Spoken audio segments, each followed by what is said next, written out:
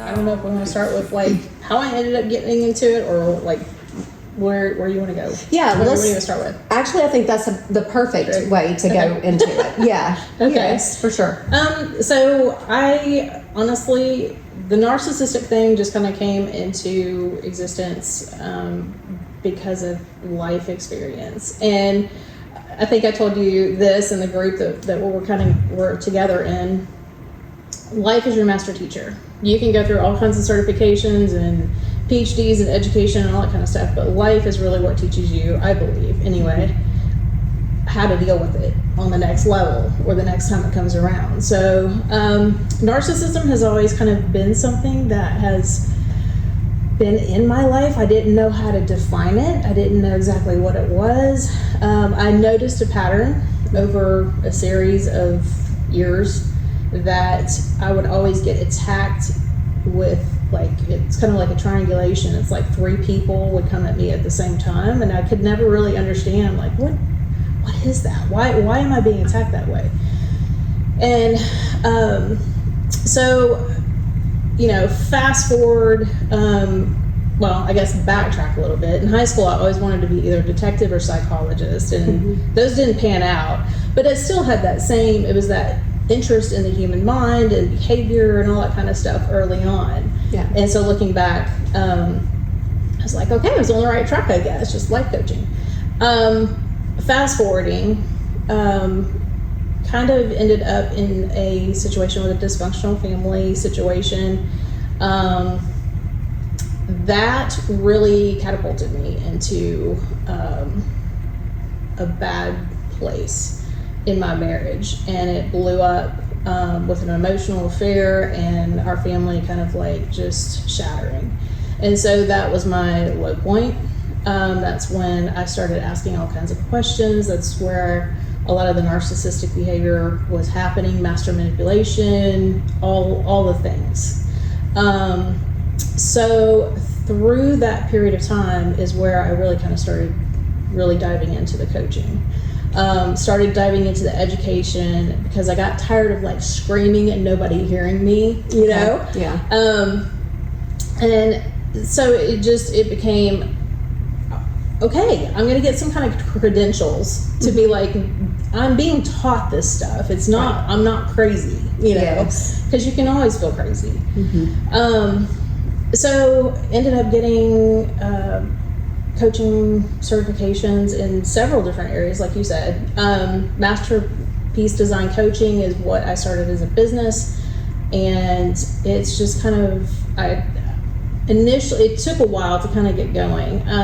We did more like lay counseling and stuff with couples. After my healing process, then Jay and I kind of started doing couples counseling. So let me interrupt you just for a second, just to ask a question that I'm thinking, and I'm sure the viewers will be thinking. So you're saying that in your marriage, there were some narcissistic tendencies in your husband that led to an emotional affair? There were narcissistic personalities within the dynamics of his family. Okay. And a lot of master manipulation, a lot of chess playing. Okay. And I was calling people out. Okay. Narcissists do not like when people call, you know, when you're being called out on something. Nobody likes it. Right. But specifically narcissistic personalities. And let me just preface, like, narcissism, everybody has a level of narcissism. We kind of talked about this prior. Yeah. However, there's the unhealthy, and then there's, you know, just kind of your everyday narcissism. Okay. And when I say there's a healthy narcissism, it's more about your confidence level and who you are. Okay. It's more about your integrity and who you are. It's not about me, the level of, oh, it's all about me kind of thing. That's when you really get into true narcissism. Yes, exactly. Okay. So, and we're in a selfie generation. I mean, that's a whole other topic for another day. Yeah. But that doesn't help as well, Right. obviously. So, yes, there were dynamics in the family that were very narcissistic in nature. It was all about positioning, chess playing, trying to put, one person on this piece of the chessboard and then positioning for another, so there was control. Okay. And I won't go into who or, specifics on that, just for the sake of family, Of course. But that said, it put a lot of pressure on our marriage. And one of the things we realized through counseling was that the family that he was in was very codependent, and what happened was he was trying to bring me into his family instead of him separating and coming into our own family. Well, at the time, I didn't know. I just wanted people. So he didn't know how to set boundaries to keep those narcissists from controlling your relationship. Yes. But so he wasn't the narcissist that needed because that's where I was going with that question. Is I was thinking, isn't it nearly impossible to get a narcissist to admit they need therapy or to be able to change? So, but before we go any further into that, let me let you wrap up your story, because then once you finish telling your story, I think the first thing I want to do is try to identify characteristics that separate a narcissist from someone with a healthy self-esteem. Right. Because as and I'm going to get into like the questions I had about myself, with this after you finish explaining how you got into this. So it was a lot of,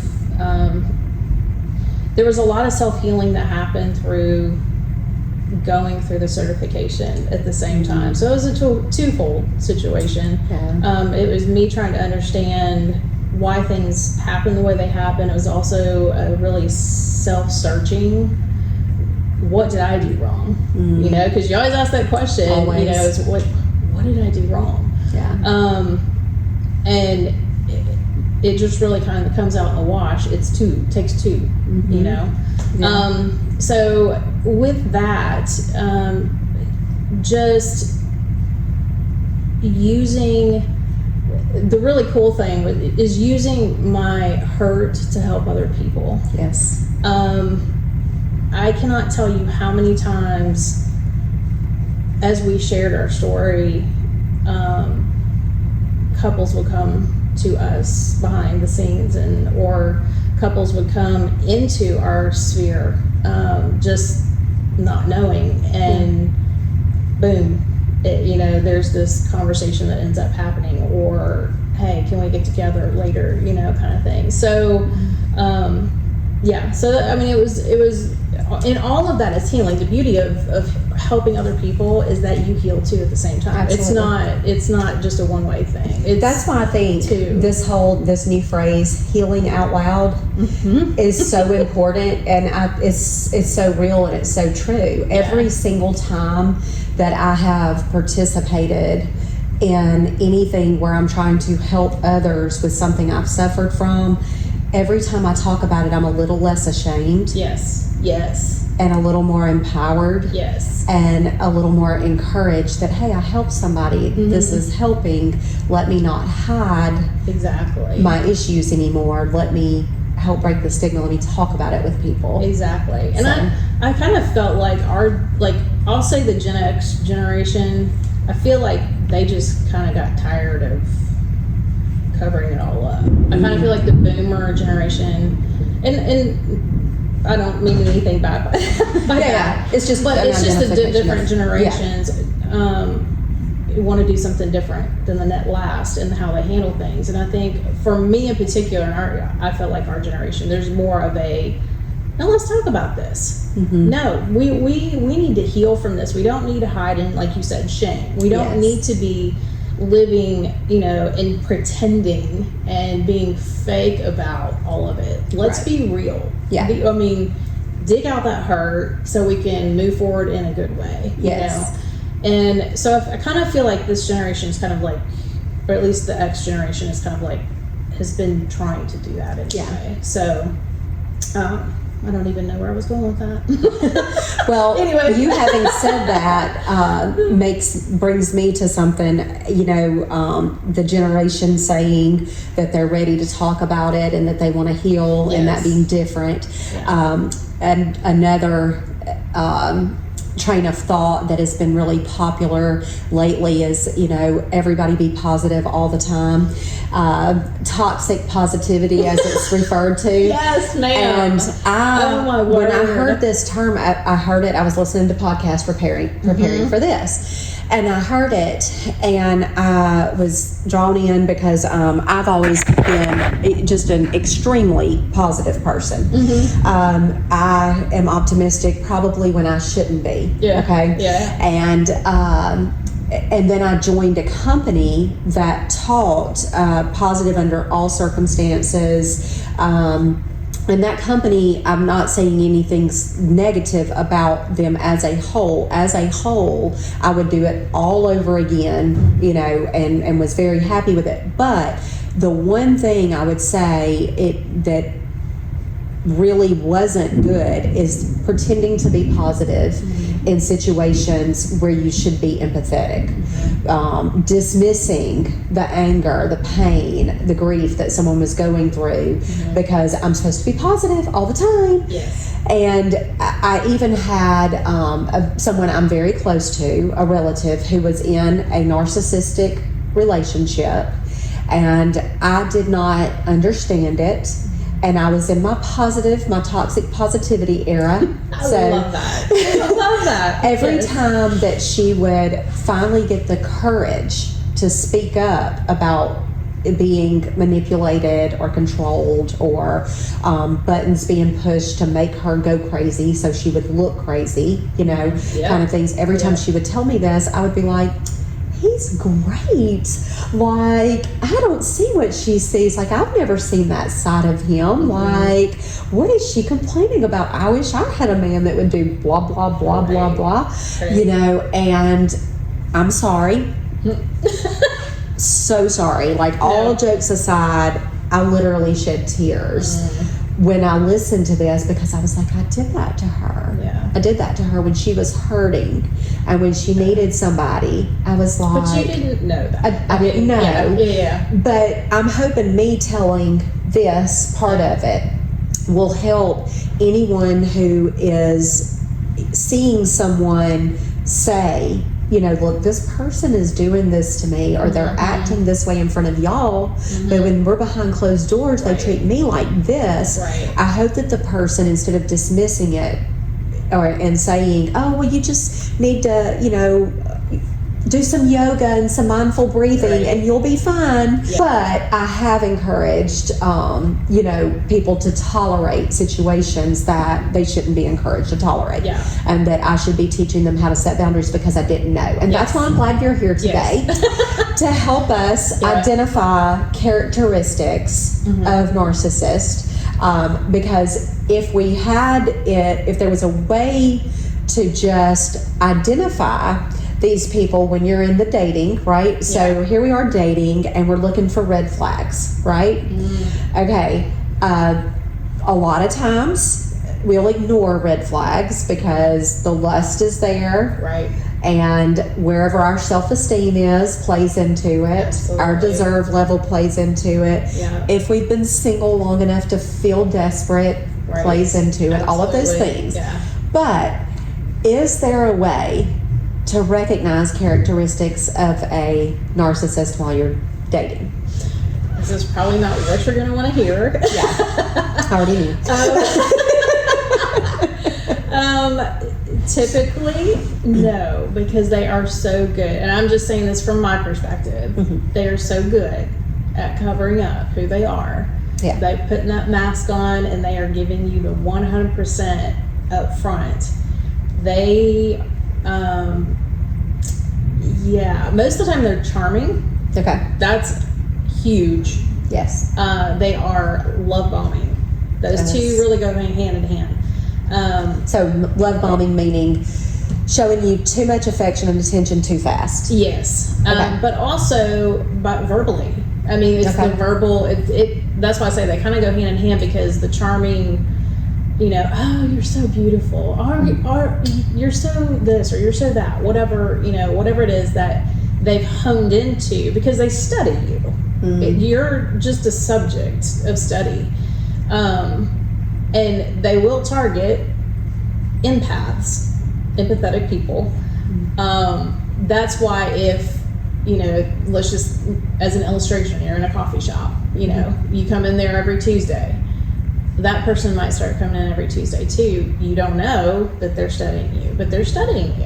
Yeah. That's creepy, but it happens. Right. And so meanwhile, we're over here being flattered. Yeah, exactly. Exactly. Yeah. But at the same time, it's like, when you're an empath, you wear your heart on your sleeve. And this is one of the things that I've come to learn. I'm a thinker. Thinkers and feelers. Thinkers are practical, usually in their way of kind of sorting things out, and with feelers, they just go with the flow. Yes. So those are the types of people that they will be more attracted to, because when you're thinking through a process, and usually it's like, well, why? Yes. Why are they telling me I'm pretty? Okay. What do they have? It's that kind of thing. Right. That's whereas the empath is dismissive of any. It's like a child, Yeah. Oh, he thinks I'm pretty, Yes. or whatever. And so, and you just take it at goodwill, Right. That trust is very childlike. Gotcha. Critical thinkers, Not so much. Not as easy. Yeah. Not as easy. Yeah, exactly. So let's say you know that you're a feeler. I know I'm a feeler, overthinking.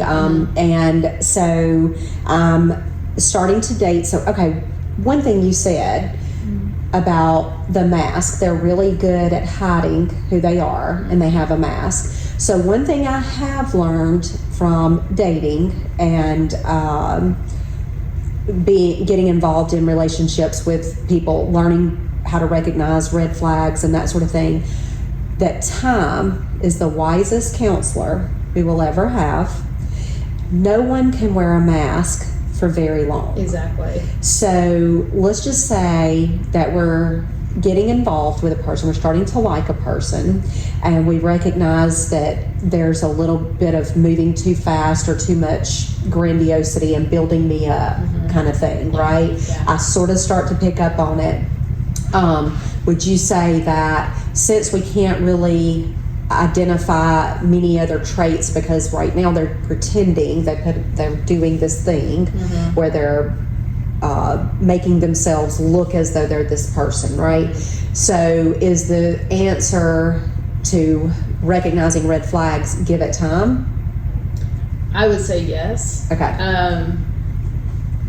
Typically after a year, you will start to, maybe 6 months. It just depends. It just depends on the person, I think. Right. From my experience anyway, it has depended on the person. Okay. But in the psychology realm, they always say 2 years is when the rose-colored glasses come off. Oh, that's such a long time I to know, invest. I know, right? And finding out. Exactly. Which is why people get stuck. Exactly. Because now I've got all this time invested. Exactly. You're so far emotionally, in there that it's like, it's hard to pull out. Yeah. I do remember in high school dating someone that was, it was right after high school. That kind of volatile age of being 18, 20, year old. And he already had plans for us getting married. And I was like, he's like, oh, I've got my groomsmen already lined up. We hadn't even talked marriage. Like, he was already, like, introducing this idea. Yeah, exactly. And I'm like, what? No? Yeah. Right. No, we're not doing this. Like, and so it took everything I had, all the energy I had in me, emotionally, physically, you name it, to just break up with him. Yeah. And be done. And he love bombed after that. Even he put in the 80s, you put a song on the radio, kind of thing. So it was all these little things that were like, And then he'd kind of go to my friends and be like, oh, I don't know why she broke up with me. And so all those things. All about how he looked. Yeah, exactly. Mm-hmm. So, and he was very much a charmer. Very much a charmer. Mm-hmm. And so, it's very difficult. But that's why I always kind of like, if I'm around younger women or whatever, I'm like, give it 2 years, at least 2 years with a guy to be able to really kind of see who they are outside of the mask. Because eventually, a year, it depends on how good they are, I guess, right. To be able to hold that mask on that long. Or how stable their environment is, because I think if everything stays good for them, then it's easy to keep it on. Absolutely. Versus if they go through, say, a financial hardship or some kind of health scare, any of those things will cause something they can't control comes along, and then the real them is revealed. The anger and the rage is all bubbling underneath. Exactly. Right. So I've dated 2 narcissists that I can clearly identify from. So what y'all don't know is that we had a workshop. We have a group of women called the Self-Care Army that are a lot of locals that have varied interest and specialties and that sort of thing, and we've all gotten together and we're trying to help each other and add more people that if there's something missing, we just add another person that just seems to keep falling into our group just is growing, and I'm so happy about it. So I've dated a couple of narcissists, and I didn't have any kind of support network other than one of them that I was in a long-term relationship with. I finally started seeking therapy. So, I started talking to a therapist, and was eventually the therapist started voicing opinions instead of how normally they're just listening and guiding the conversation. Right. She started saying, okay, let me stop you there for a second. Do you recognize that is sabotaging you? That action that he's taking there, that is sabotaging you, even if it's because I have a habit of defending people that I love, regardless of how wrong whatever they're doing is. She would say, you recognize that it's sabotaging you, even if it comes from a subconscious place and they don't intentionally mean to do it, that is clearly sabotaging your efforts for whatever. And it was like an aha, like moment for me. I was like, clearly he knows that is sabotaging me. Yes, absolutely. That's not even subconscious. And it was, I would never have been able to tell on my own. Because I live in let's be positive land. Right. And I can make this work. It's just, it's me. It's always me that needs to fixing, growing, healing, correcting, apologizing. It's me to do all the work. And this other person just gets to be whoever they are in whatever way they want to be. And I'm over here trying to fix it for both of us. So after that, I was able to get away from this relationship. But I have thought so many times since about people who don't have access to therapy, or would be shamed if they tried to go to therapy, or would be not allowed to go to therapy, that sort of thing. Don't have the money, don't have insurance. So many reasons, right? Exactly. So that's my purpose for having a podcast like this. I have seen my daughter have little relationships. She's just turned 18, and I've seen some narcissistic tendencies in some of the guys that she's dated. And when you said earlier they're drawn to empaths, or empaths tend to be attracted to them, her face clicked in my brain. And so I thought, this is an important topic, because if it takes a year for you to be able to see it, and someone feels like, well, and when you're 18, 17, 18, a year feels like a long time. Yeah. But in the grand scheme of things, we know at our ages that even though that is a lot of time to invest in someone, it's also you can recoup that year. A year is a year. You know, and if there's a way that we can give these young ladies and men, this runs both ways. Absolutely goes both ways. Sure. And I have no there's no discriminating against men in this. It's just that most of my friends are women, and we are speaking from a woman's point of view. So, but research does show that 75% of narcissists are men, 25% are women. Interesting. So I was like, okay, well, I mean, that kind of like helps to put that does help. Kind of, numbers, data, that kind of thing into perspective. So, if I could figure out a way to help, and so if I guess what we're saying is you can't necessarily do anything except bide your time, as you should with any relationship anyway, having gone through everything I've gone through, the divorces and not picking the right partners, I can speak to time being the wisest counselor and slowing down and that sort of thing, as you should do with all relationships, but specifically if you want to avoid being involved with someone who is always going to be controlling and always going to make you walk on eggshells, then this podcast could help someone, because first of all, now they have access, they know the name of someone local who is certified in counseling them on a specific issue. Right. So let's talk about what are the first signs? How do you start to recognize the person you're with is a narcissist? What are they doing that makes you realize, okay, I think I'm involved with a narcissist? Okay, well, it's kind of interesting you ask, because just recently I've kind of gone through this again. Initially, I got duped again by this narcissist.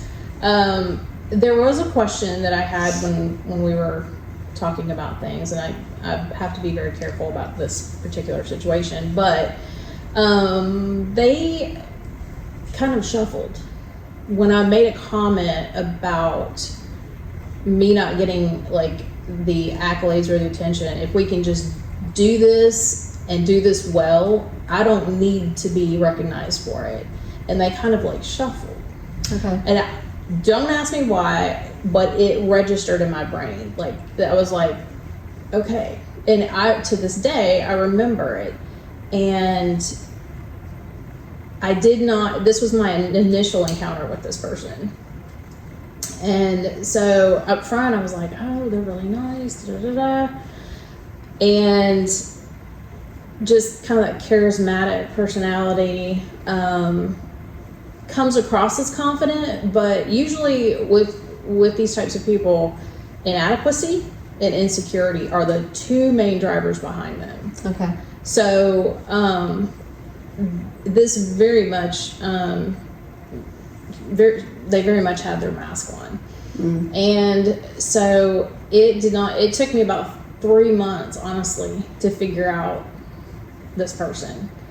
And so I always go back to behavior. Not everybody's going to be able to pick up on body language, but body language is huge. For sure. And so thinking back, I was like, oh, that's what was going on. So what was your original question? So what made you recognize that this person was a narcissist? First of all, when you say they shuffled, when you talked about accolades and do you mean like you could see a little switch, like, oh, I can get the recognition for what she does? This person in particular, like, it was a hand gesture movement of nervousness, and they looked down, and then they looked back up.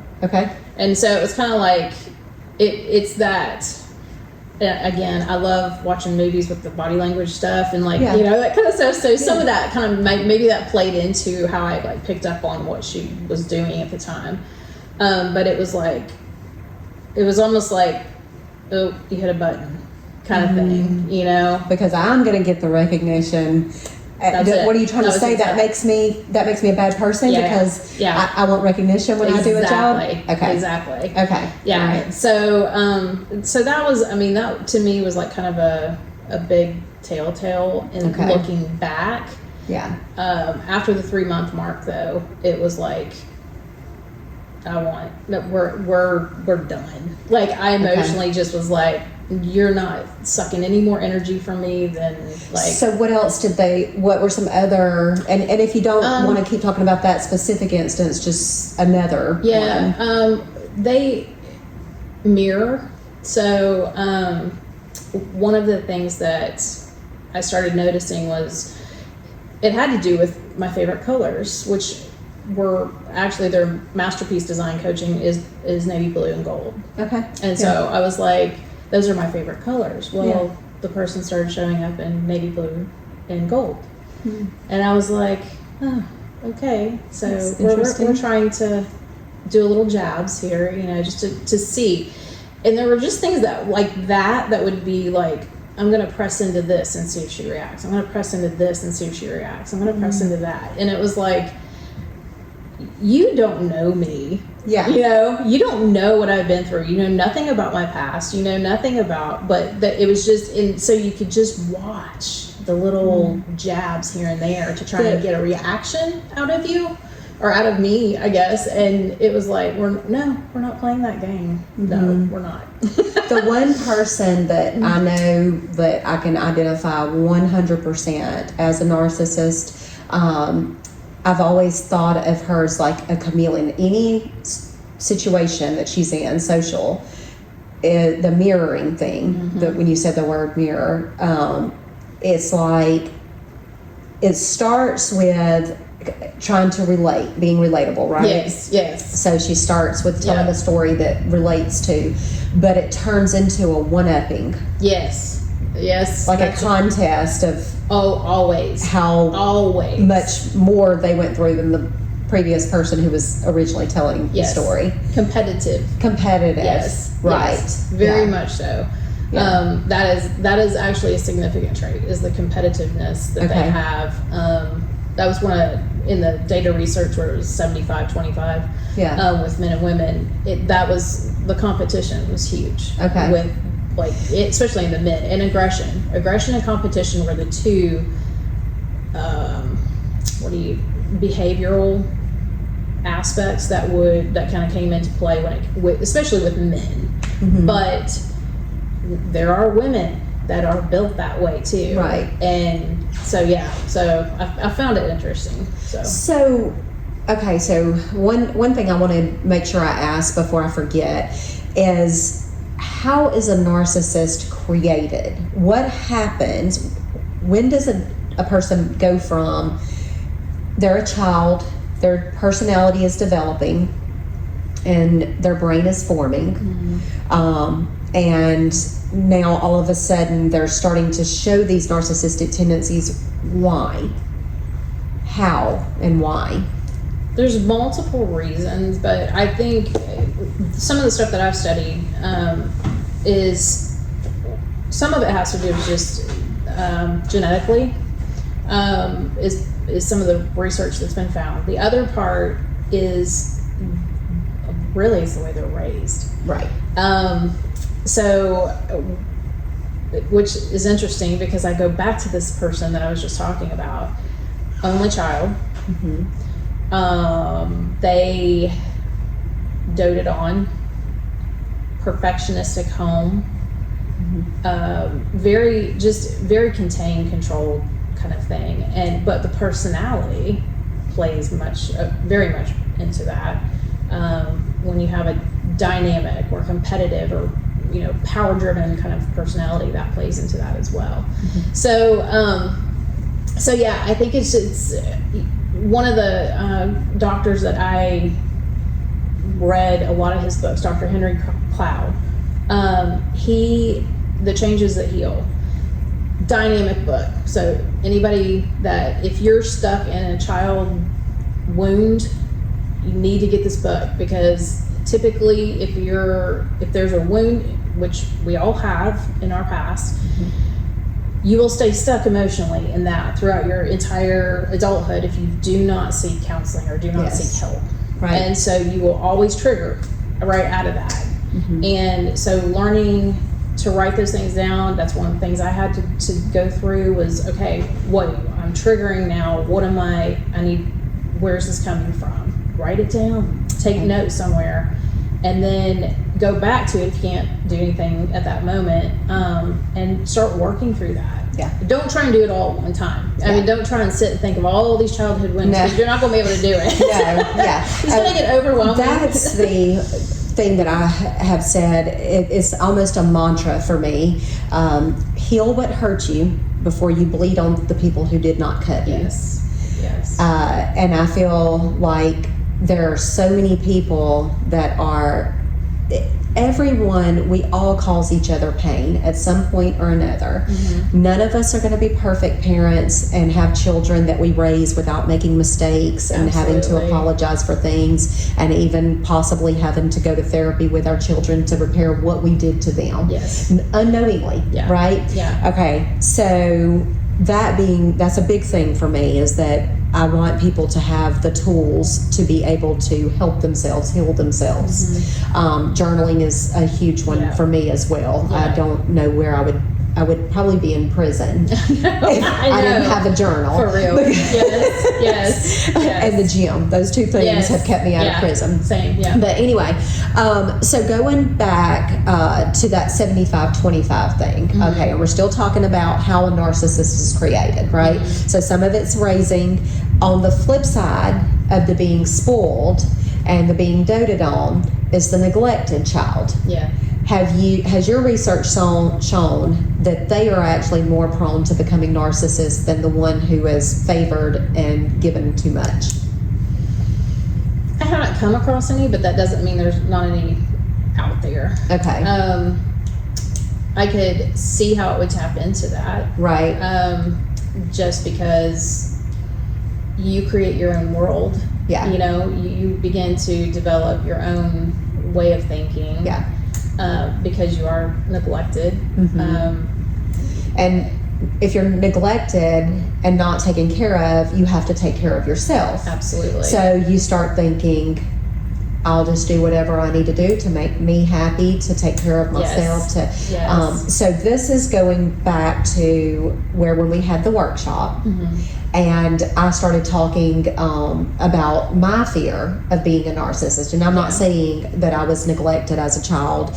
My parents were both very young and had a lot of overcoming their own trauma to do. So we kind of grew up together. And it takes a village to raise kids, and especially if you're a child, having a child, right? And so I had always worried, because I was very independent. I did a lot of things for myself from a very early age and was very driven, very competitive. I'm very grandiose. I have a lot of characteristics of a narcissist, with the exception of after something has happened, I am able to self-reflect and see, that might have come across like I was making it about me, and I didn't mean to do that. Let me send this person a text and apologize and say, hey, I didn't mean to do that. Whereas my understanding is someone who is a true narcissist never even realizes that they did that. Correct. So there's with a narcissist, they will not apologize. There is no apology, because that looks bad on them. That looks like they've done something wrong, and they're not wrong. They're never wrong, you know. So that's where, when you said that, and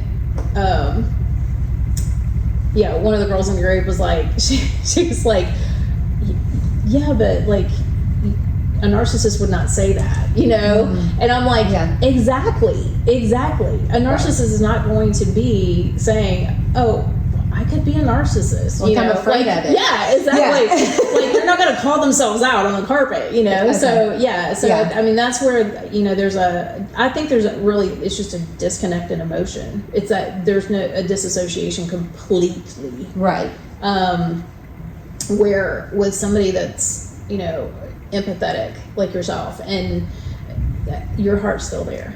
You know, your heartbeat's still there. Yeah. With narcissists, that is not the case. You're just a commodity in their next level of getting to where they need to go. So basically you're saying they're never going to be, they're a user. Yeah. And pretty much. they're never going to be able to heal from this issue because one, they don't see a problem with how they are. Mm-hmm. Right. They're not able to self-reflect. Yeah. And if someone calls them out on it, they just get angry. Yeah. So there's no hope. I'm not going to ever say there's no hope. Okay. But research will tell you a lot more than not from subjects that have been studied that it's very difficult. Yeah. Let's put it that way. Everything I've listened to has said there's no hope. Yeah. Yeah. I'm always going to leave in there just like at least 1%, you know, of hope to, you know, kind of thing. Because there are people, I have heard of a couple of situations where they've changed. Like that conscious aspect of things came back. Okay. It's the feeling part, I think, that has been just like disconnected for whatever reason. Right. And that when that disconnect happens like that, then it's hard to come back. I thought about it a lot after, you know, that last workshop, and I was like, I think when I was drinking, so we had two issues going on at once. Sure. The alcoholism did make me selfish. Yes. And it did deaden my senses for empathy. Yeah. Because I was just worried about recovering from a hangover when I could drink again, that sort of thing. Yeah. And whether or not it affected my work or productivity because I'm a very work-oriented person. Mm-hmm. So that I think would, if I had never been able to quit drinking, I don't think I would have ever become as self-aware of the things that I do and say and how they affect others. Yeah. So do narcissists tend to also have substance abuse issues, or is it the same risk as with anyone who's not a narcissist? That's actually a good question. I do not know. Okay. I'll just tell you that. I don't know. Yeah. I've never really done a dive into the abuse part of it, the substance abuse part of it. Right. So that'd be a good It's a good question for us to find out later. Yeah. So so if there's a little bit of hope for someone who can be brought into, okay, I do now see I'm affecting this person this way, and it's because I have this disorder, like this,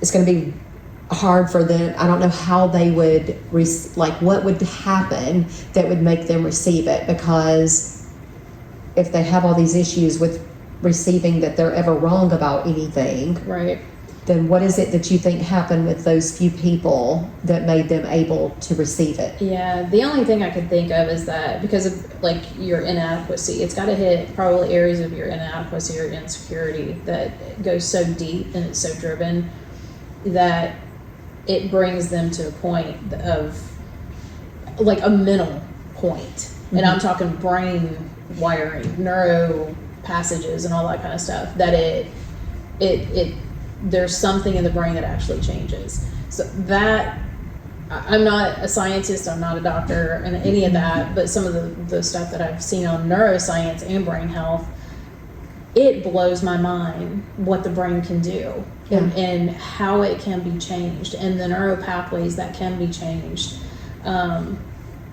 if the subject is willing. That's the other thing too. I mean, there's got to be a will part, you know, to choose to do one or the other. So I don't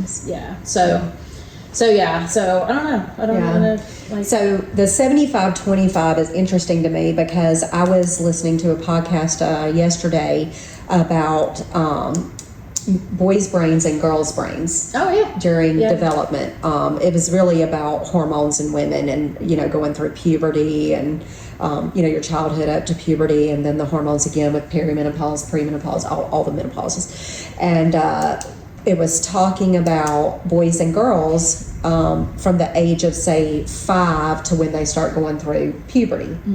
When you go and you approach this classroom full of boys and girls, and you say, I'm trying to remember the actual phrase that they were using, but it was something about boys are really good at math. Right?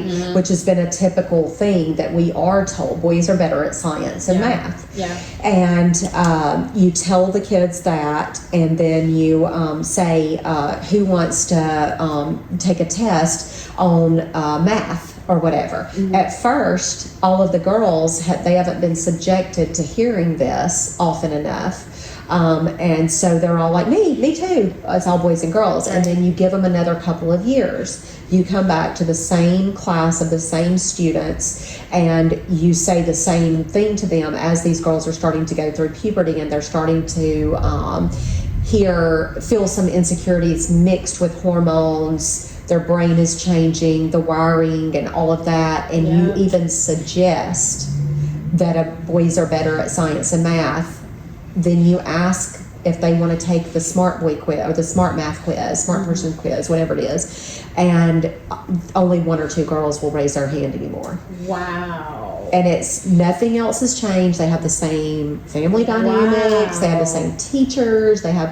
But all of a sudden, girls have accepted boys are better at math and science, and I'm not even going to risk being embarrassed by taking this test that I might not do as well as the boys on. So that goes back to you saying 75% of boys are narcissists. It makes me wonder, is it because boys are more typically inflated, their self-esteem is inflated by outsiders, where girls don't typically have that? That would be interesting to break down the dynamics of where that came from. Because that's preconditioning. It is. It's like, yeah. So that's a really good. It just made me think of that when you said that. I wrote that down. I was like, I got to come back to that. So now I'd be interested to see the breakdown of like where the 75-25 came from. Right. Because I felt more like narcissists were created from trauma of not being cared for properly, not having needs met, and having to be their own, person and that sort of thing. And then they just never flipped that switch off of always taking care of me first. Because the one person that I do know that is a narcissist, that is what I believe happened. And so that's my point of view, my perspective on it is coming from that side versus the other side. Right. Although I'm sure it would be so easy to create a narcissist if you had constantly attended to their every need. They were always right. They were always coddled. Exactly. They were always, because then they never flip off the switch when they go into a relationship with someone who's not doing that. Yes. To now they're angry because they're in a relationship with someone who doesn't coddle them. Exactly. And doesn't meet their every need, isn't walking on eggshells because I'm not happy today. Isn't it your job to make me happy? Yeah. Kind of thing. Yeah. I can see literally both sides of how this personality disorder develops. Yep. And I think, going back to the 75 in particular, because it was talking about being competitive and being, what was the other? I can't remember now. Competitive, whatever the other one was. Boys are already sports driven. Sports. When they come out of the womb, it's sports. Where girls, it's changed a little bit. I mean, but I feel like they kind of get directed in a different direction. Yes. And so like home ec. Go take home ec. Yeah, exactly. Yes, exactly. I'm trying to bake some cookies and when it comes to Exactly. That's exactly right. But so that may be some of where that 75, the aggression. That was it. That was the other one. Okay. Aggression. Because I think immediately of football. Right.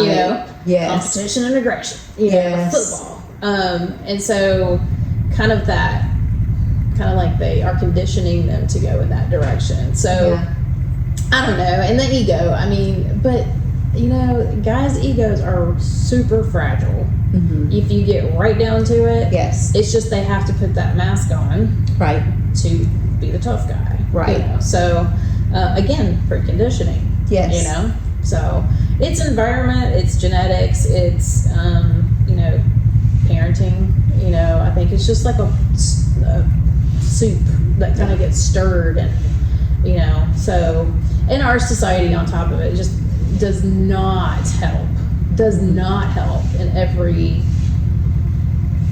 way. Right. Yeah. It's just so saturated with me, iPhone, Yes. it's just subtle little things like that it's Right. like it's all about you, Right. so it's not about the other person, Right. So So let's talk about, since we can't necessarily identify the traits of someone so that we recognize it during dating, and the best advice we have come up with so far is take your time, wait for the mask to fall off, and you should be doing that with any relationship anyway. Sure. Okay. So let's say you've been together 3 months, and it's I would say around about the first time you ever realize the other person has a flaw, right? Okay. Right. Yeah. Like they've been perfect this whole time, and all of a sudden, one day you realize, well, they snap at me pretty easily. Yes. Whenever this or whatever. So why don't you give me some examples of when the mask starts to fall off, some things that might happen that you might say, okay, that's a narcissistic tendency showing up. Okay. Let me go to my notes for this. Sure, absolutely. Go out Because ahead. there is a list typically of that kind of stuff. Okay, so like common behaviors. So I have a list here, and we'll just kind of go off of that. We've got like blame shifting, avoiding accountability by making everything your fault. Silent treatment, which I had a hard time with this because I've done this myself. Yeah. And it typically with this, and I'm not going to make an excuse, but at the same time, I'm trying to explain myself. I'm a processor by nature, so there's times when I don't want to say something that I'm going to regret, so I'm going the other way. Right. I'm out. But would you say the difference in someone being a narcissist and silent treatment meant to punish you, because that's what it is, right? If you're doing it, wouldn't you say to the person, hey, I'm upset, I'm going to take a moment and I'm going to process this and think about it. Yeah. We can talk about this later. We don't need to talk about it right now. That's what you're supposed to do. I haven't always done that. Okay. Okay. And so I can say, that is a technique that I was like, oof, Tina needs to work on this, kind of thing. So that wouldn't necessarily let you know whether someone's a narcissist or not just because they were giving you the silent treatment. Because someone who is not a narcissist can also just be a thinker and a processor, right, and just walk off. I usually I'll circle back around. Okay. For me, it's like, I just need to go process what just happened, and then we'll come back around. But I don't always say, you got to give me a minute. Like, I just, kind of thing. So, but yeah, the silent treatment is definitely used to control a situation. So and I would think with silent treatment, it would probably, with a narcissist, would probably be a long period of time, not just like for half a day or a day or whatever. Like, it would be over a series of days. Trying to really get under your skin and make you worry. But I'm afraid he's mad at me. Yes. He's going to leave me. Exactly. I've got help. There's going to be help to pay. Exactly. Because I shouldn't have done that. Living in fear. Constantly living in fear. Yeah. We talked about the love bombing. Oh my goodness. Micromanaging. Huge. A lot of that comes with work. Family, yes, but you'll see a lot of this kind of stuff in work, and that's the walking on eggshells kind of thing too. Yeah. Monitoring, excessively tracking someone's actions, social life, and opinions, which that to me is just creeping on people. Controlling narratives, retelling events to favor themselves and discredit others. That's a big one. I was trying to think of an example of that one. Controlling narratives, retelling events to favor themselves. Oh wait, I just went to that. Or went from that one. Boundary violations, disrespecting limits, whether emotional, physical, or relational. that should be like number one, I think, is just Yeah. the boundary violations. The boundary violations that you just said make me think of guilt tripping. Oh, yeah. Because you've set a boundary and you're limiting your time with the person, and now they're saying, you don't want to spend time with me, you never spend time with me, you blah blah blah blah blah, Right. and making it like Yeah, they don't understand why, exactly. and you're thinking in your head, you know why, Right. you know why. Yes. I've limited my time with you. Yes. Why are you trying to make me feel bad for something that I've explained to you? Yes. Is why. Yeah. Yeah. And sometimes that's when you just that's just when you just hold your peace. You can just be in silence. That irritates the snot out of them. Yeah. Literally.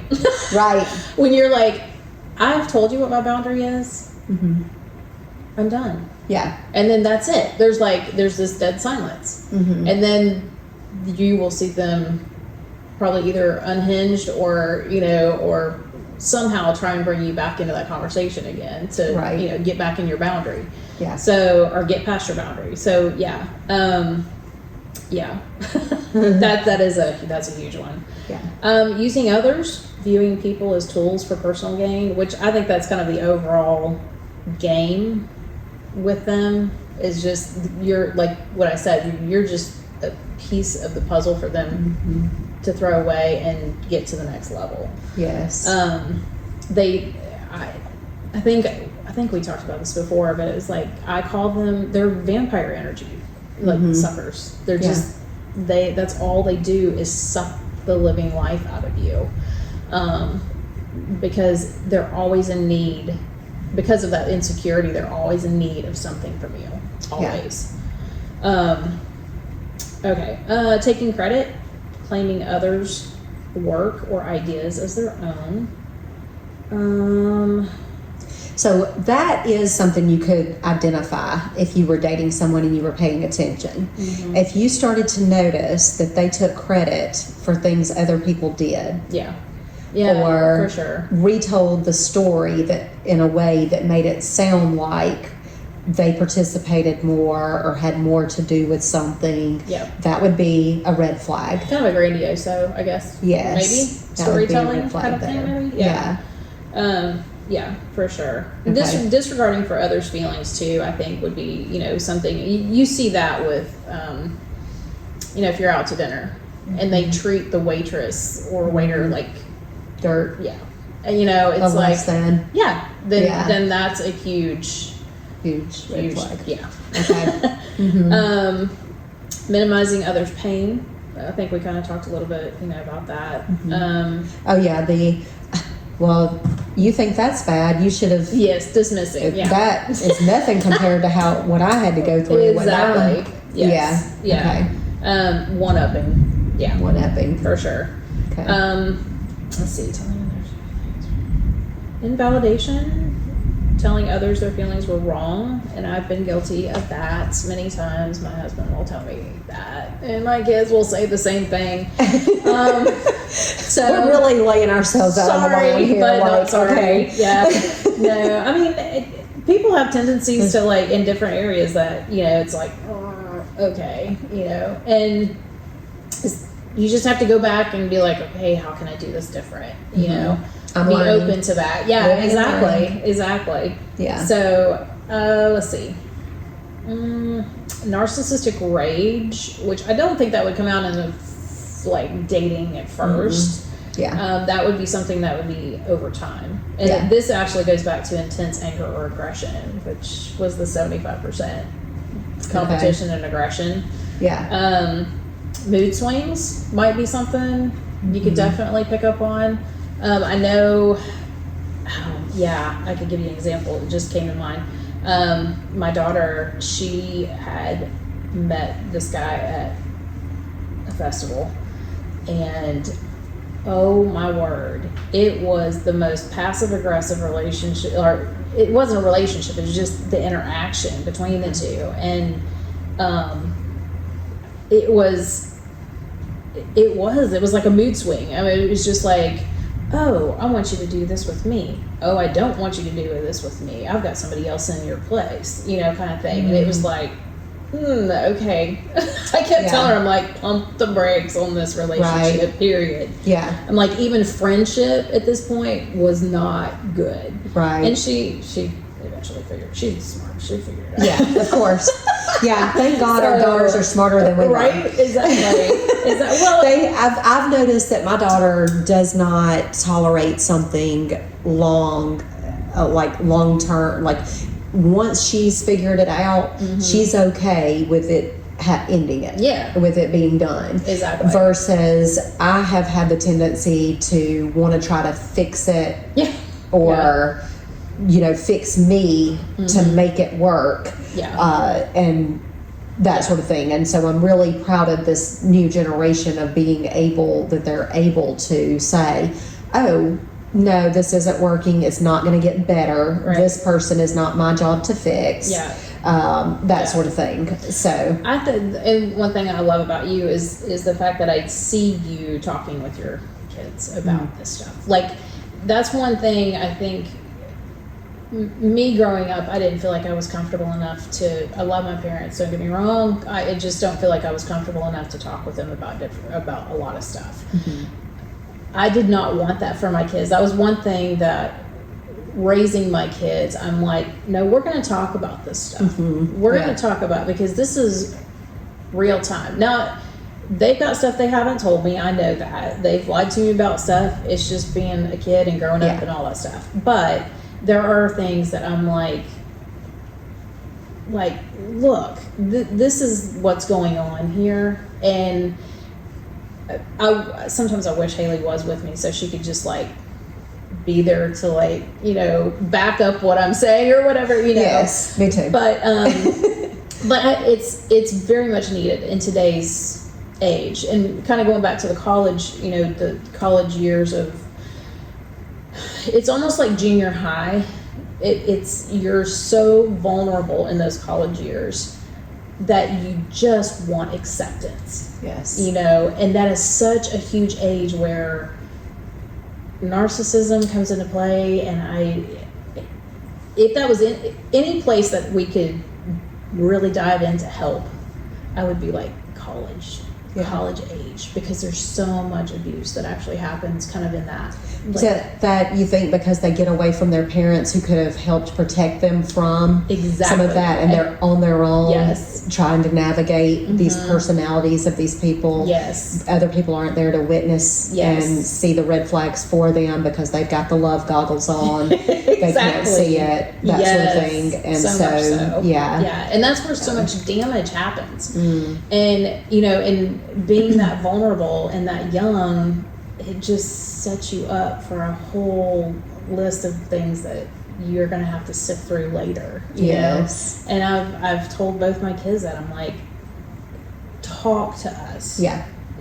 Talk to us. And I said, if you can't talk to me, please find somebody that is wise, that is at least around our age, that you can go and talk to. You know, that you can download to, and they can give you wisdom, not just their flippant opinion about something, but good, solid wisdom about stuff. So yeah, that was a tangent. So no, that's good. That's good stuff, and I agree. And it's particularly relevant to me, having a daughter that's about to leave to go to college. And knowing that she's very empathetic and has had that attraction to her tendency. Someone who is not of pure intentions could easily hone in on the fact that they could play into that.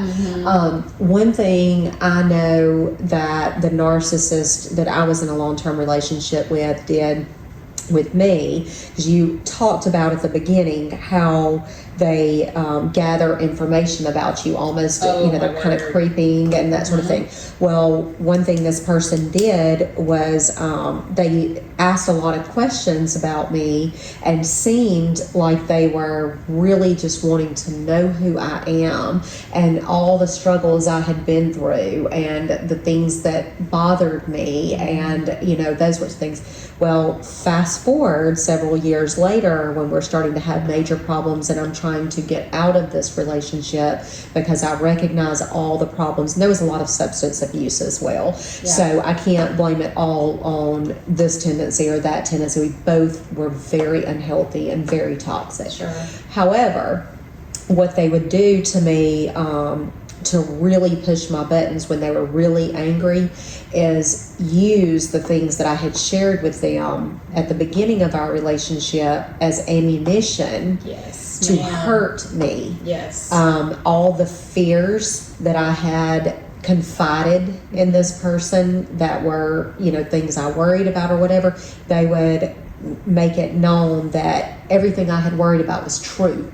Yep. And I was that. Yep. And, it was like being stabbed in the heart. Absolutely. Because it hurt so bad. Until I'd heard it after several arguments over and over. And I eventually got to the point where I was like, that is not true. Like, I know I'm not that.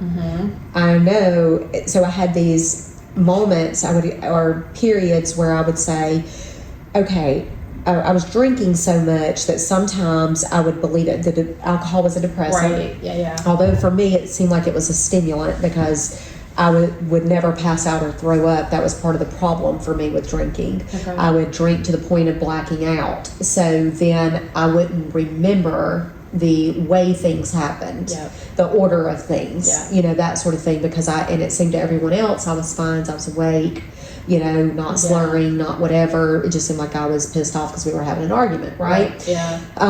But I realized that was a big part of the problem, because then he would convince me that I was exaggerating, remembering it wrong, getting the details wrong. I was, all those things. So I would do these 30, 60, 90 days of sobriety. That was the beginning of me getting sober. I didn't know back then that's what I was doing, but I was trying to get sober, but I didn't think I could do it for forever. Yeah. So I would try for 30 days and I'm a very competitive person, which is another tendency that scared me. But I'm a very competitive person. So if I've told you I'm not drinking for 30 days, by God, I will not drink for 30 days. Right. That's who I am. Yeah. And so anyway, during these periods of sobriety, I would have these aha moments of, that is not true. What he's been telling me that's not who I am. That's not true. I'm not, like, what he has said that I am isn't accurate. It's he is that. Exactly. And he is doing that, and he is pissed off. Exactly. Because I'm not upset that he's upset. Yes. I'm not catering to making him feel better about himself right now because I'm pissed at him. Yeah. Because of the things he said to me. Yeah. And so he's lost all control because I'm not. He's projecting. Yes. Yeah. And that's a huge thing. Yeah. So during all of this, I would journal because I am the type of person I forgive very easily. Because I feel like I've made so many mistakes in my life that I need so much grace from my children, especially. Like, to the point that the last time that I apologized to them for something, they both ended up texting me back, "You were a great mom. Please stop apologizing." So that does make me feel better, and I am very grateful for that. But I do know that I made a lot of mistakes and that I need forgiveness, as we all do. So I tend to be forgiving to people who haven't apologized. Yeah. Whereas there's a difference. Someone telling you can stop apologizing now, that I feel is much more than me saying, I forgive this person, even though they've never apologized to me and never have acknowledged what they did. So I'm having to learn that I don't have to forgive people who haven't apologized. And I don't have to be in a relationship with someone who is, not reflecting on the damage that they've done. They're not self-reflecting. They're not taking accountability for it. And God forbid, they're not apologizing for it because it didn't happen. Right. Exactly. And so anyway, being such a forgiving person, I had to write these things. Every time something would happen and they would say the things they said or make me feel the way they did, I would write it all down in this journal. And then later I'd have to go back and reread it and remind myself, this is what they said to me. Yes. I'm so glad you brought that up because even in work situations, that's what I've had to do. As an administrative person, that you just take notes because it'll come back to haunt you if you don't. Yes. And so that's one of the things they will tell you in study. They will tell you, make sure you have it in writing that this has happened, that this has happened, that this has happened, that this has happened. The facts they cannot fight. Yes. They're going to get irritated as hell. Yes. Yeah. At it. But they literally will. There's nothing that they can do. It will either shut them up or they're just going to get mad and go blow off somewhere, So I'm really glad that you said that because that is a huge thing. It helped me to an extreme because whereas the counselor was telling me, don't you recognize this self-sabotage?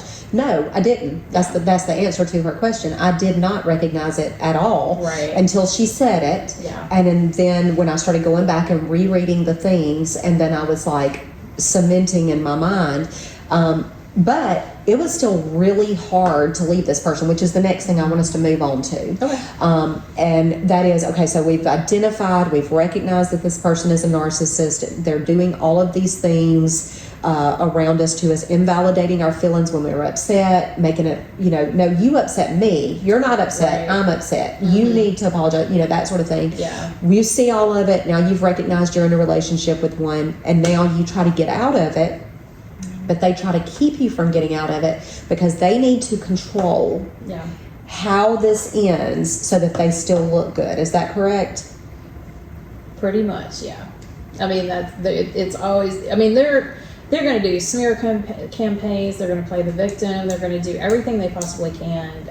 They'll go to your family members, your friends, everything to keep you locked in. Yeah, and it's so hard and because I've walked this walk, it's so hard to be screaming, here's what's happening, and nobody hears you or understands it, like the relative that I had that I was talking about earlier, saying, telling me and me being like, exactly. And so I remember bringing, like, I was in the middle of all that stuff that was going on with the family. I printed out materials. Like, I was doing all I could to research what was happening. Why are these people acting? Why? They're my family. They wouldn't treat me like this. Why, And so I'm grasping at straws, The other part that I didn't share was that I married into a blended family. Okay. That's a huge factor in looking at the whole of the dynamics of my husband's family. So that whole other component, we didn't have support as step parents back then. There were not support groups. There were not, I was flailing. I remember going to the library, just trying to get research on how to deal emotionally with some of the dynamics. And I have to be careful when I say this, but the ex was very much a step further than narcissism. Okay. And so it really just put a whole spin on things going into our marriage relationship from the get-go. Right. And so it was always a chess game. Always a chess game. Yeah. But in I'm going into the marriage thinking I want to contribute. Like I want to make sure that everybody's happy and everybody's getting along, and I lost myself in all of that. And did not realize that, and that's what typically will happen with narcissism or whatever else is involved with personality disorders, is you tend to the victim or the person that gets hurt, they lose themselves, they lose who they are, they don't recognize who they were. And again, at that age, I was in my 20s when all this was happening. You're still developing. You don't even know who you are when you're 20, you know? And so, I chose to be in this situation. I chose to marry him young. I chose to be in this family, that kind of thing. So there were things I had to go back and deal with too, of the fact that I chose this for myself, But at the same time, I'm like, but here I am today, a little more wise in this path that I have chosen, and I'm going to use this to help other people. Yeah. So I can't live in shame, or I can't live in blame, and I can't, that kind of thing. I just need to choose from here where I'm going to go with it. Right. So, but yeah, so that, all that said, it was just that I forgot about that one component, because that is a big component of trying to, me blending into his family, him pulling me into his family, and then all the codependency stuff that was happening, and chess playing, and it was all conditional love. Yeah. Not unconditional love. And I grew up in a family where there was unconditional love. Okay. And so you don't know what you don't know, growing up, right, until you're exposed to something different. Yeah. And so that's where things got sideways with our marriage. And so, they were pulling him one direction, I was pulling him the other direction, and my tendency was to go critical and not to stay positive, because I was screaming so hard. And here this narcissistic stew was happening over here, and I'm like, I'm dying. Like, I need help. Like, and I'm trying to call out what's wrong here, and you're literally making me feel crazy. Like, right. I'm losing my brain, and because he didn't recognize that these other people had that tendency, that were in his family, that they'd been controlling him all along. Yeah. And now we're in here until you came along and said, hey, this is not healthy, this is not normal, like, this is what they are doing, and it's, hey, I will have to give your husband a lot of credit here then, if he was willing to say, I mean, because I know how hard it is to set boundaries, with narcissists in your life, and to say, this part of my family will not be affected by what y'all are doing over here. I can allow myself to either participate or not participate over here with this, but I will protect this right here from being involved in this. Yes, and that was a long process, though. That was not just something that kudos to him happened, for being willing to go through that long process. I mean, it didn't come without him having an emotional affair with a girl at work. I mean, so he pretty much took out our marriage at ground level, and the kids were in elementary, junior high. Very critical time for that to happen. So there was a lot of emotional abandonment by me, because I'm trying to just like pick up the pieces. I don't even know what to do. It took all I had just to be able to like get up and make them lunch to get them out the door. But I emotionally was not there. And so, and there was a lot of other things that kind of like we worked through as far as they're concerned, and the anger aspect of things and how it fell out, and their anger towards me because I was reacting this way towards, the dad, Jay. And so it was just like all these things were, it was very complex tornado. It's those little a spider tornado. web. Yeah, exactly. Narcissism can destroy. Ultimately, just destroy. Everything in its path, like a tornado. Yes, and the tornadoes. That's part of our story, is how tornadoes were part of us actually coming to Alabama, Harvest, Alabama, when they had tornadoes come through, like in 2011. Okay. And helping out with that whole situation. Yeah. And the first thing that so I'm a Christ follower, and so the first thing that God taught me was to take myself out of where I'm at and to help other people. Yeah. That was so hard for me. I did not realize how selfish I was in that. But he literally took us from an emotional devastation to a place where there was physical devastation. He provided everything from generators to gas cards to vehicle to my parents watching the kids. Like, everything was covered and taken so that Jay and I could come and help other people. It was like, because I would have sat and stewed in self-pity, Right. and so it was like, no, these people need water, they need clothes, Basic necessities. And this here is you more are. important. Yeah. And it was like, I was mad initially. I was about to say pissed. Initially, because I remember coming back, because we stayed at my brother's, their house, and I went downstairs, and I remember sitting on the couch like a child going, I don't know why I'm here. Arms crossed. Yeah. Like, This is stupid. we've got so much going on right now. Why am I even here? And so it took a while for me to get to the point where I was like, oh. Yeah. Oh, I was really being selfish. Like, these people really needed help. And so the beauty of just that story is the fact that, this is out of pain comes purpose, and that's really what that whole process was about, was teaching me the number one thing is help other people.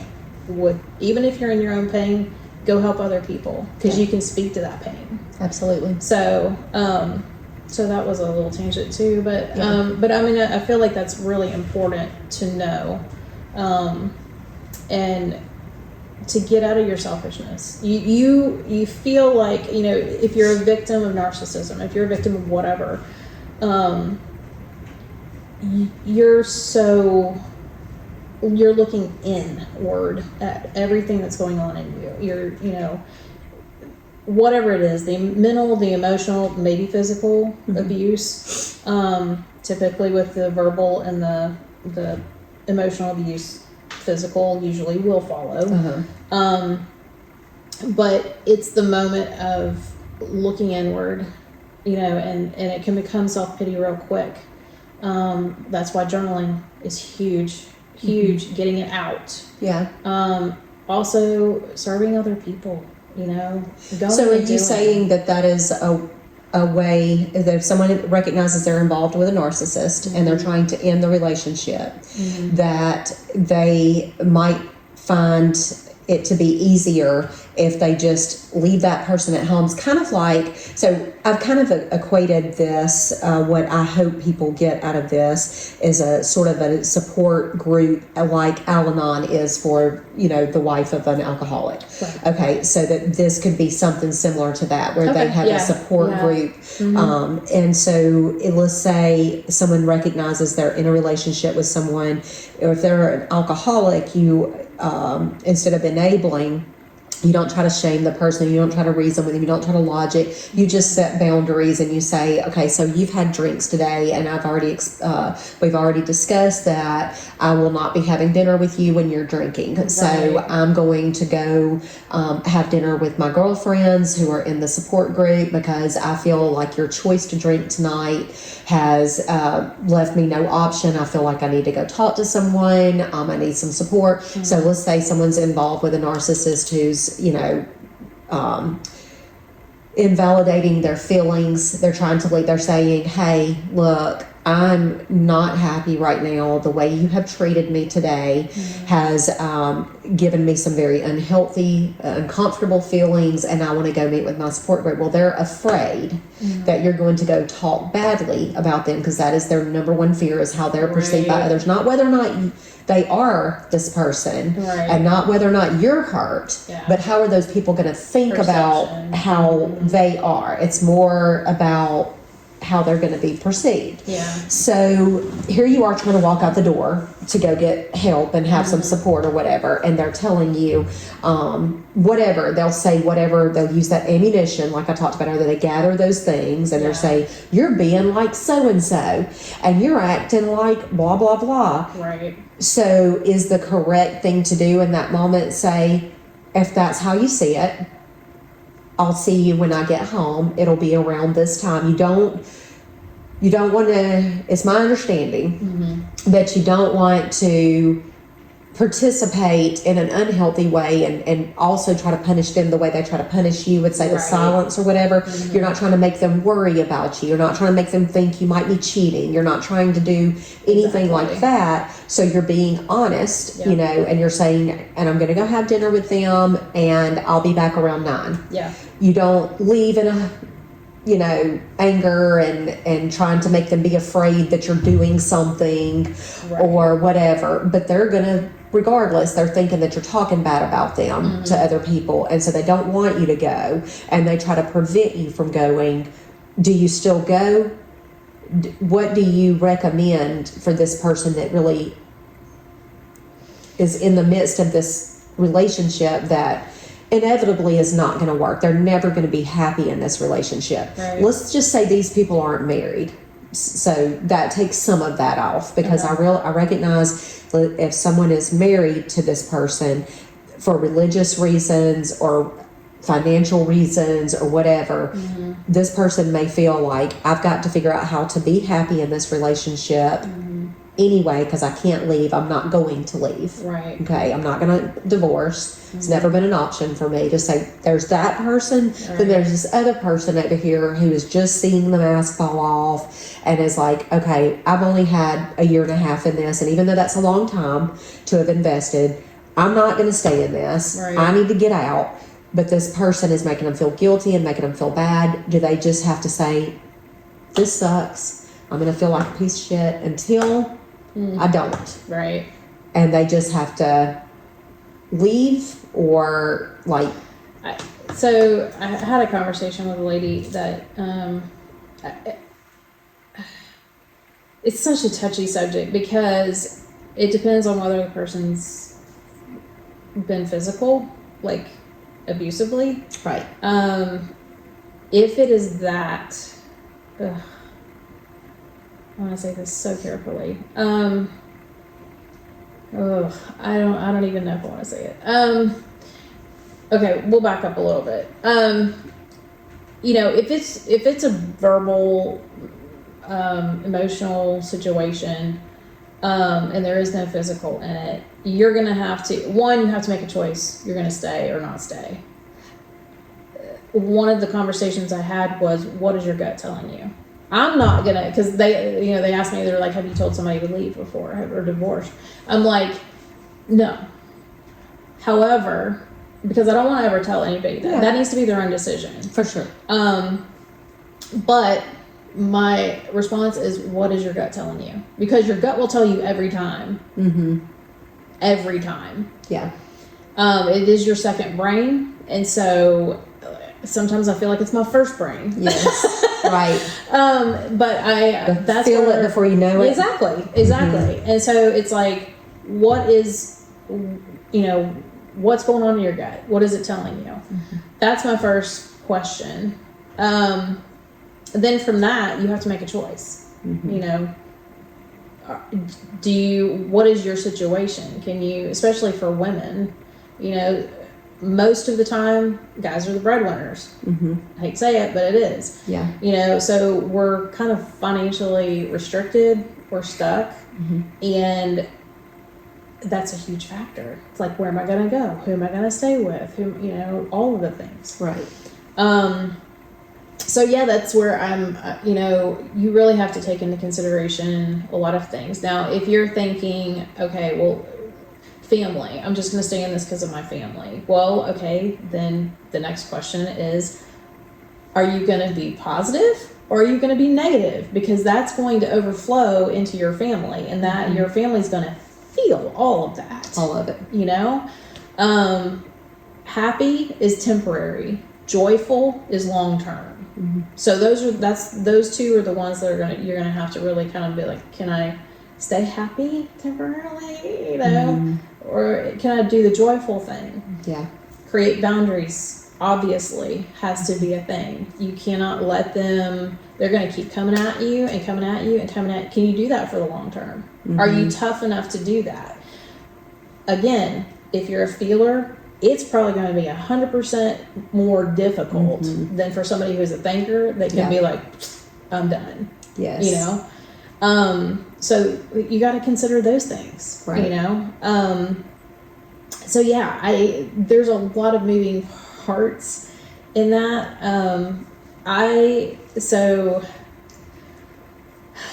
have been challenged because I grew up as a preacher's kid. That you tell people to stay together. Exactly.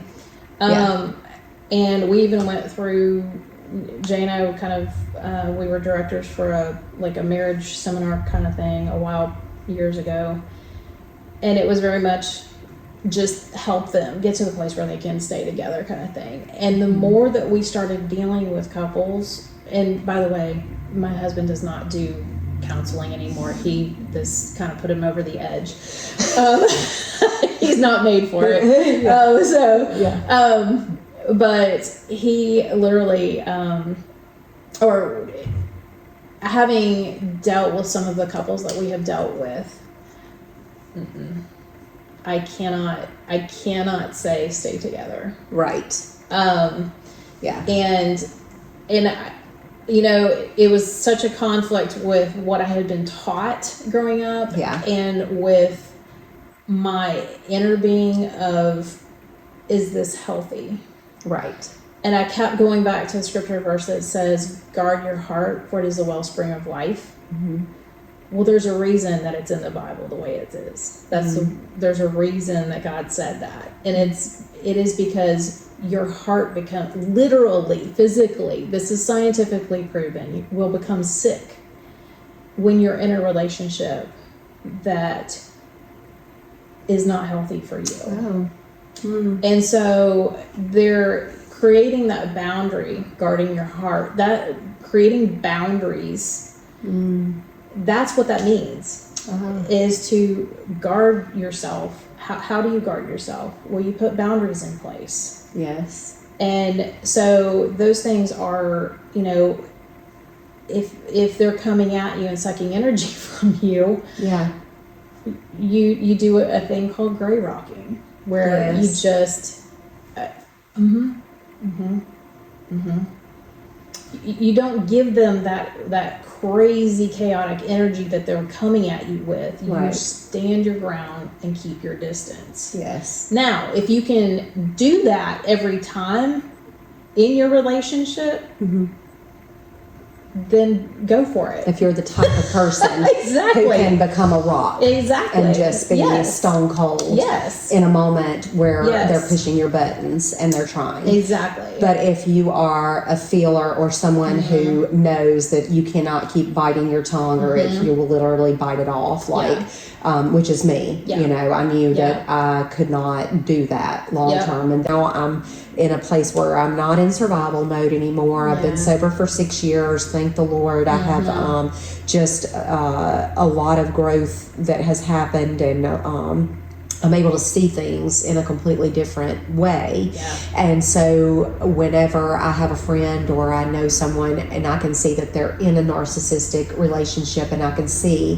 this person's like claws in them and using the things that they know about them against them to get their way and to keep this person close and that sort of thing. And I understand how hard it is for them to pull away from this person. But I think probably the biggest thing that I think is the most important is not, can you do this long enough, right? Can you gray rock? Can you be strong? Whatever. Right. I would say it's more about, why should you have to?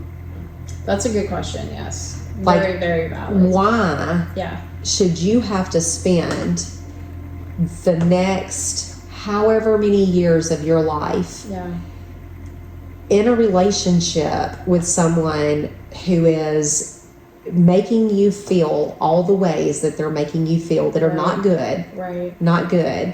Why would you subject yourself to that instead of, for me, I feel like if a relationship is meant to work and it is going to last long term, you can separate and still end up back together, right? So my last marriage, that was when I decided to get sober, was during our engagement period. I recognized that this would be another failed marriage if I, continued drinking. And so I decided to get sober, and this person didn't recognize that they had a problem with their drinking. And I had been through all the things like, hey, look, let's not get married if you do have a problem with drinking, because I won't be able to stay sober and I don't want to drink again. And so if this is going to be a problem, let's just like call it now. Let's just be friends or whatever. And I do believe in this person's situation, they were very high functioning alcoholic. It didn't change their personality. It didn't change. I do believe that he did not know that the problem was that bad, or that I would perceive him to have a problem, because in his family and with his interaction with his friends and stuff, nobody said he had a problem. Right? Okay. So ultimately, whenever he continued drinking, wasn't able to quit, tried rehab, those sorts of things came back, was to me worse than when he left, that sort of thing. I said, okay, I'm going over here. I've rented a house. My children and I are going over here. You get sober, we'll try again. But instead of doing that, attempting to get sober or giving it any time or trying anything, went crazy, lost his mind, scared me physically, some things, some real stuff, right? I do believe that when he sobered up, like he got drunk, all those things happened. I do believe that when he sobered up, he realized that what he'd done and that he was apologetic and that sort of thing. But I was too healed by that time. Different levels. To entertain it. Yes. And I said, no, not after what I saw will my children be in the vicinity of the possibility of you get drunk and that happens again. I thought we might have lost power there for a second. I know. It says still recording, so I'm going to keep going. And we do need to wrap it up. We're at an hour and a half now, so. 2-3 part, maybe? So, but anyway, I said all of that to say I gave the opportunity for some healing to happen on his end, and then we could get back together, but not after what happened. If had that response been different, then there would have been an opportunity, and we probably could have gotten back together, because I did not want to be divorced for a third time. That was very shameful for me. And I wanted to make it work, hence the premarital counseling and the making sure and the difficult conversations about sobriety and about finances and, all of the things that you have to talk about that I didn't talk about in my first two, marriages, because I didn't know that how important all of that was. So Now, if you recognize that you're in a relationship with this person and you say, hey, I need some time and I want to go over here and work on me and my stuff, and I want you to work on you and your stuff, and there's a possibility that we could get back together, I think just distancing yourself from them will give you so much clarity. I believe so too. When you are inside looking out, it is so much harder. You're in survival mode. You are in a relationship with someone who has a personality disorder. Yes. Right? Yes. And you are trying to fix them. Yep. You are not going to be able to fix them. Yep. It is not your job to be able to fix Correct. them. It is not your job to make sure they feel okay every day. Their feelings are their feelings. Yes. My feelings are my feelings. Huge point. I'm Yes. realizing the older I get, the less I say this, I voice to someone, you are making me. I don't say that anymore. I say, I am feeling anxious right now. Yep. I need a minute. I'm not giving my power to someone else anymore. Correct. They don't make me feel any kind of way. They are having something going on over here. Yes. And I'm over here, and I can choose how I feel in response to how they're attempting to make me feel. Yes. This is a Let Them Mel Robbins moment. There so we if go. you have not read the book, you need to read the book. Yes. Yes. So I think maybe that's something we can give people, that if it's meant to be, and this person is willing to work on the way that they are interacting with you and the traits that they're showing, then maybe y'all can get back together. But they have to be willing to let you go over here where you can see from the outside looking in what you were enduring, and decide, do you want to have to navigate this the rest of your life every time they're triggered and they resort back to their go-tos? Yes. Right? Yes. So that's one thing. Now, I have seen relatives of mine to end a relationship with a narcissist but the narcissist refuses to accept it. And so they get new phone numbers to text and call from after they've been blocked. They show up at places where they know this person will be to put a fear in them. And they do those things. Kind of stalking kind of way. And they just not letting you move on. Because they know the buttons. They gathered their ammunition at the beginning when they were love bombing. What felt like love bombing was actually them getting the information that they needed for if you ever tried anything. Right? So they're doing all of that. They always want to come back and love you. I'm gonna love you. I'm gonna love you. I'm gonna change. So if you are on the outside and there's some distance and some separation, it gives you time to feel. So, but then here's where the problem starts. About the time you start seeing the truth, now you're also starting to feel lonely, right? Because there's been enough time you were with this person all the time. They needed to micromanage your time and who you were around and who you were with, so that you didn't find out how unhealthy this relationship was, right? So now you're feeling lonely, and then they're starting these texts and these calls and these. What do?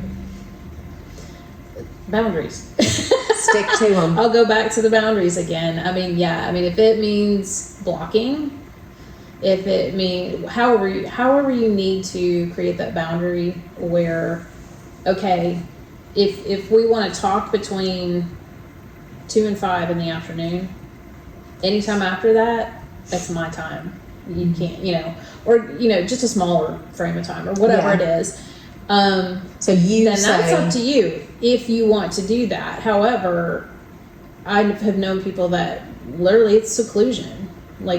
It is their time to re-examine themselves, to search, to listen.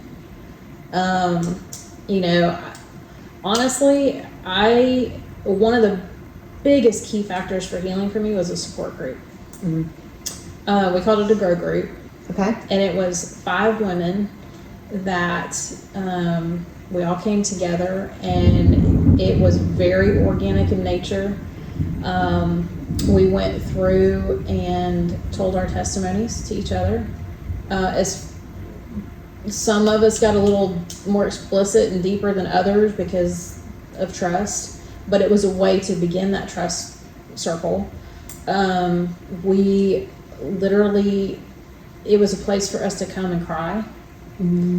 A place for us to come and pray together. A place for us to we went through our personality, like it was a personality book. We went through and shared, like it was such a sweet time of women just healing and growing and walking in life together, whatever was going on.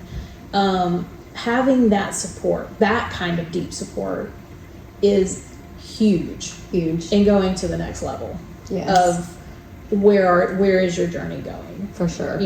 And I have learned, and even with my own marriage, there are, you're growing at different places. I really wish that we could all grow at the same time, but we don't. And that's difficult because you want that person to maybe catch up with you to where you're at, and how they do it may look different than how you do it too. You know, so if they do it, they may not do it. Big word. Right. So that's in that process of separation or growth, you're gonna really have to come to terms with, I might have to do this on my own. Can I do this on my own? And that's hard. Right. So I think we feel alone during those times. Yeah. And you feel lonely, but you're grieving. Yeah. Right? You're grieving what you thought you had. Yes. What it didn't turn out to be. Yes. And it's okay to be sad and to be alone in your room crying for a month. Yeah. It's just don't let it go to depression, suicide thoughts, because sure. Yeah. That's when you need to well, when I say alone in your room for a month, I mean you have ended a relationship that you thought was something else. It didn't turn out to be it, and it's terribly sad. Yeah. And so you're going to work and you're going through the motions, and then you're coming home and you're being alone. Yeah. I think that we all think that we're all supposed, back to the iPhone generation, right? And as we're always on, always on, we're never disconnected, right? And so we're sitting in our room and we're scrolling other people's happy moments because we're all posting our happiest times, and it makes our sadness seem even deeper because we're looking at the highlight reel of everyone else. 100%. So I think we have to recognize and be okay with grieving something. You don't necessarily need to run out and get a pill. Now, if you do reach depression or you're having suicidal thoughts, yes, we need to seek therapy. We need to seek, whatever needs to happen as a result of that therapy, whether it be medication or whatever. Yeah. But I'm just saying, people are so uncomfortable with emotions that we think we're supposed, clever marketing has convinced everyone that we think we're supposed to be happy all the time. Exactly. And it is not normal to be happy all the time. It is okay to be sad. It is okay to grieve. It is okay to take however long it takes you. So true. The support group thing that you were saying, as far as how to leave a narcissist, right? Absolutely, I couldn't have done it if I had not had close relationships with my sisters, encouragement, and that sort of thing is huge, having a support group. And so if you don't have one, that's what we're here for. And there is a group of women that we meet regularly, and we talk about these kind of things, and any one of them would be happy to be your check-in with me once a week. Tell me how you're doing. Let's talk about whether or not you need a hug. You want to meet for lunch and have a hug.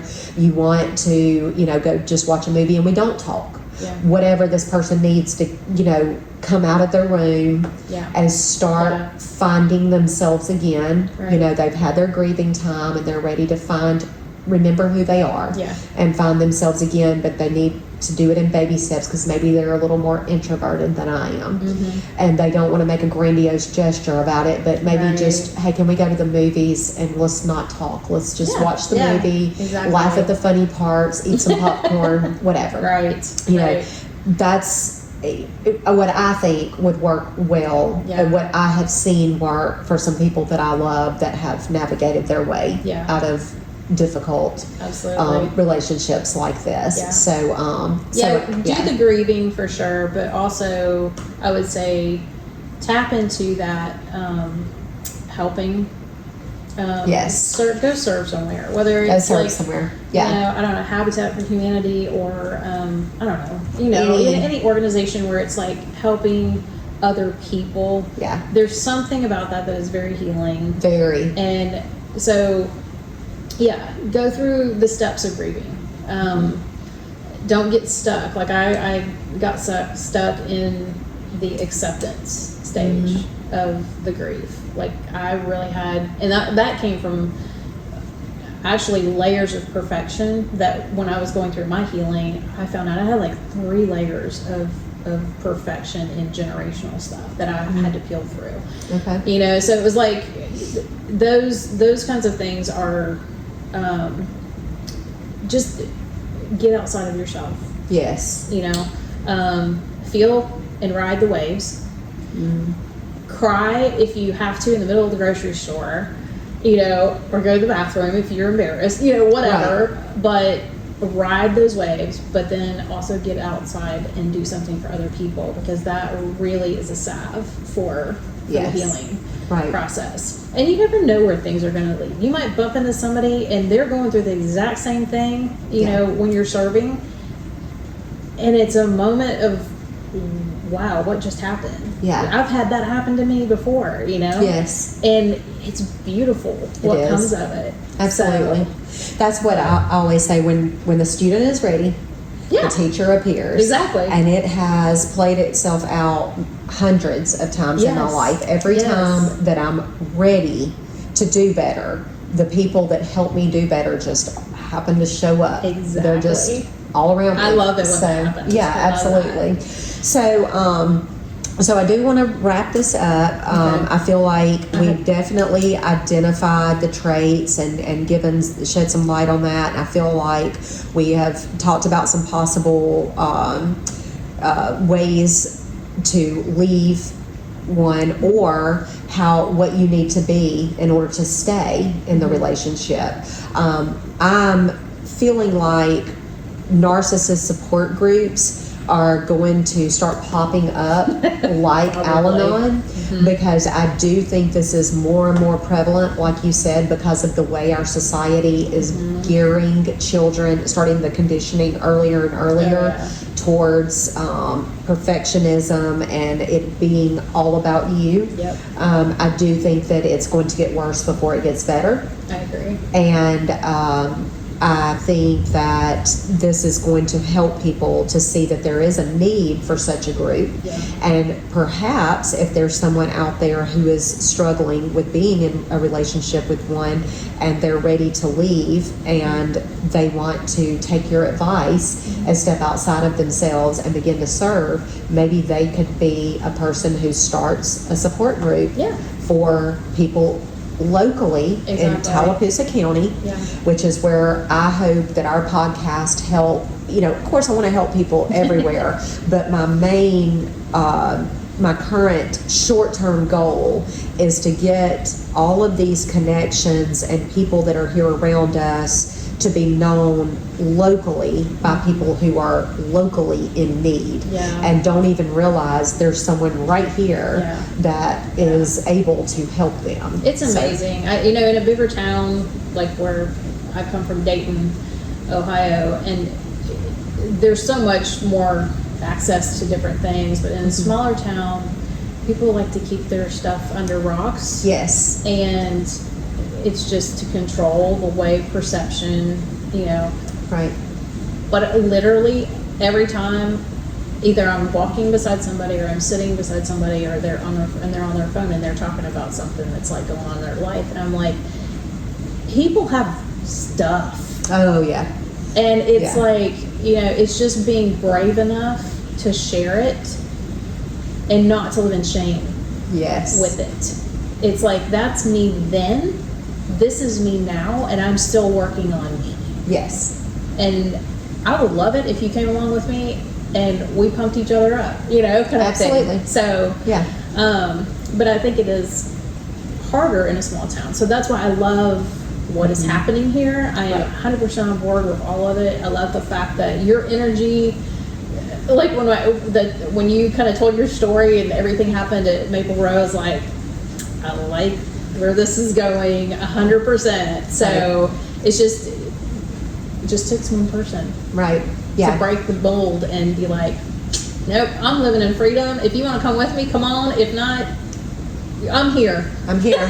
I'm here, and I'll wait for you. Yeah, like I'll still be here. Yes, and that is for sure how I feel about this. And it's I have so many people that I said earlier, I have so much to apologize for, but at the same time I have so many people to thank for being who I'm attempting to be now. They were to me who I want to be to others, and this is literally a pay it forward moment.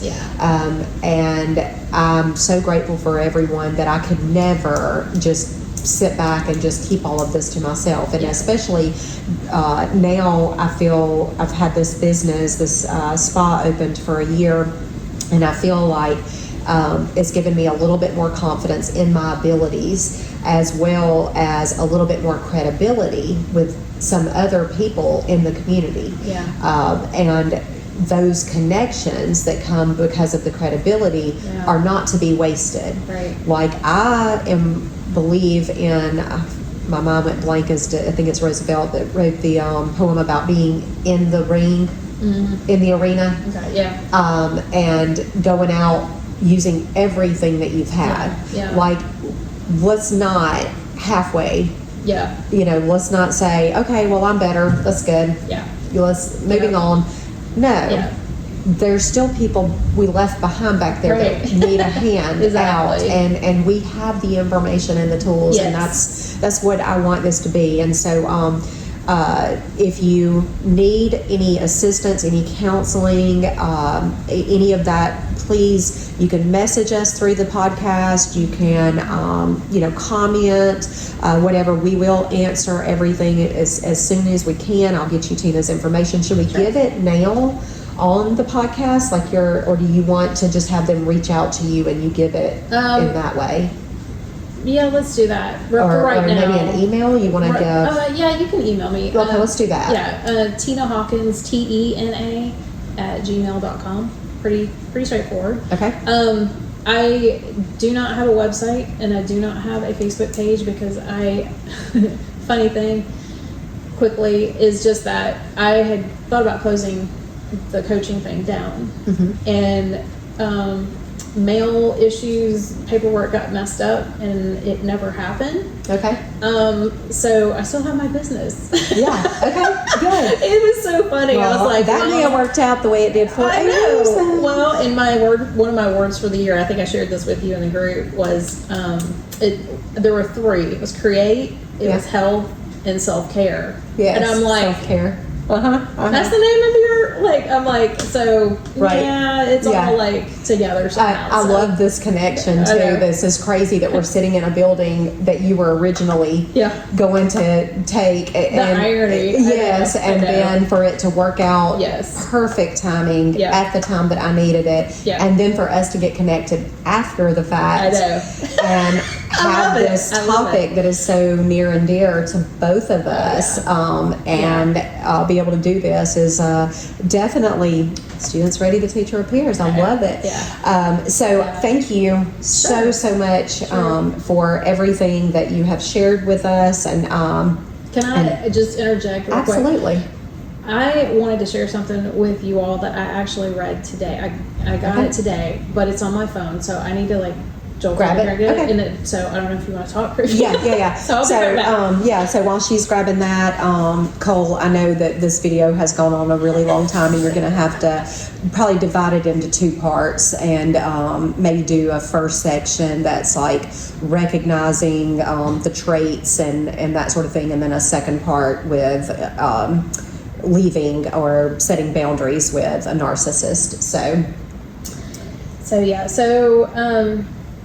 this was just so beautifully written that I have to share it. Okay. So it's a love letter from a healed woman to the narcissist who taught her self-love the hard way. It says, "You didn't break me.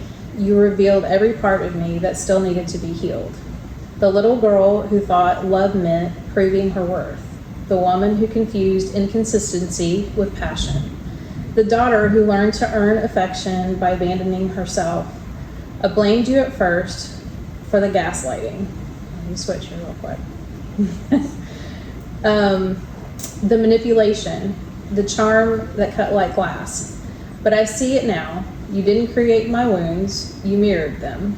You gave me the same silence my father did, the same emotional chaos my mother carried.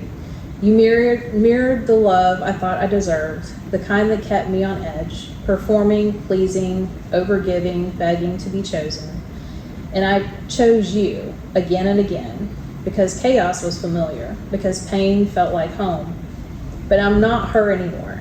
Not the girl trying to fix the broken men so she could feel enough. Not the woman who needed your attention to feel valuable. I've done the work.